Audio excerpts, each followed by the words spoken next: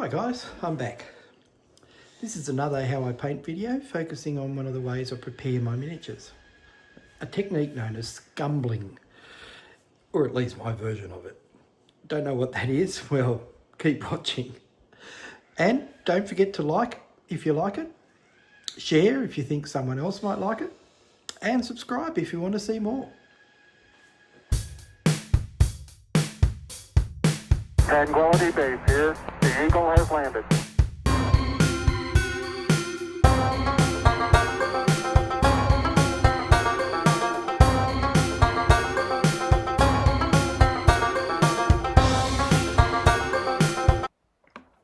Welcome back to another How I Paint video from Old Dog Minis.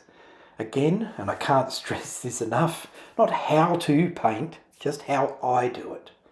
This time I'll be taking my prime miniatures, I'll show you how I prime them in the next one, and using the dry brush, making sure that they look like a black and white version of themselves. To explain a bit, dry brushing is when you take a dry brush, get some paint on it, remove most of the paint you just added, and quickly sweep the brush across a textured surface. Because there's not much paint left on the brush, it will tend to highlight the raised surface of the model while leaving the recesses dark. What you end up with is a darker mini with brighter high points.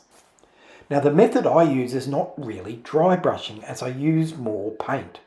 It's actually called scumbling. The main difference is that because I start off with more paint, I end up with much brighter high points, brighter midpoints like the flatter surfaces, and dark recesses, but not quite as dark as they would be if I'd dry brushed them. When I prime my minis, I give them what is known as a zenithal highlight. After turning them black all over with primer, I then give them a few short sprays of white primer from the top at different angles, up to maybe 45 degrees at the most. This simulates the effect of overhead lighting, with lighter surfaces facing upwards and darker surfaces underneath where the light doesn't reach. The next step after the primer has had enough time to dry, I normally leave it overnight at least, is the scumbling. I squeeze a blob of matte white paint out onto my texture palette, which is simply a piece of flat wood with laser engraving on it to give it raised sections and recesses. I then scrub the brush over the texture palette to get most of the paint out. Working top down, I start gently brushing the mini. Why top down? Mainly to re-emphasise the zenithal highlight that I'd already established. Because I've got more paint on the brush than I would if I was doing a normal dry brush, this leaves more white paint on the top portions of the model, like the head, shoulders and weapons, a bit less paint on the midsections of the model, and less paint on the legs and feet. If I've got a textured base, I'll also make sure that it gets some attention.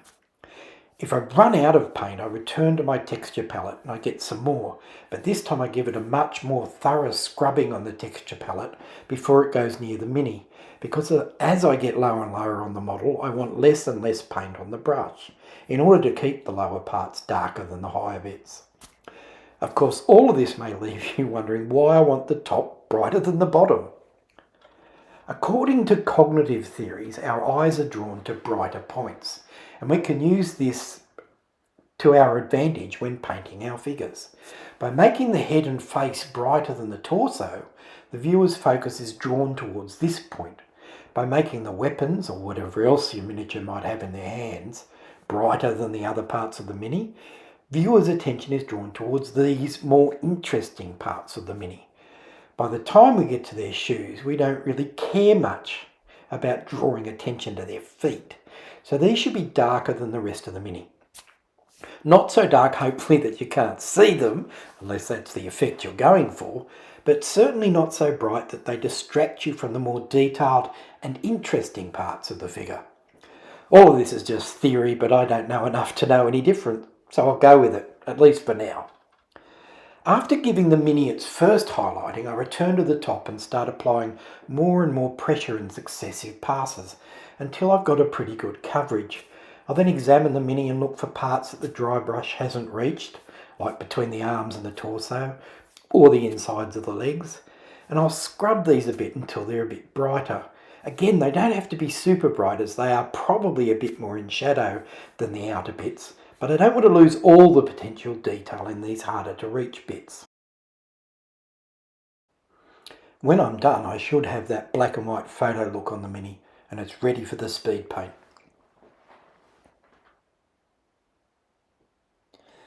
Here you can see some fully prepared Minis, including the 3 you saw me working on before.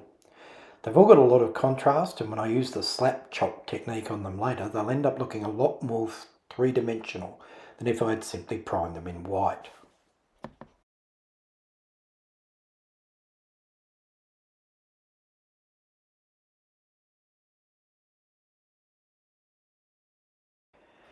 I've put Amazon links to some of the products I used in the description below. It won't cost you any more if you use it, but I'll get a small commission from your purchase, which helps a lot. And here's a finished miniature, fully painted and then sprayed with a thin coating of satin varnish. Disgusting little bugger, isn't he? Thanks for watching. Don't forget to like, share and subscribe, and I'll catch you next time. Tranquility Base here. The Eagle has landed.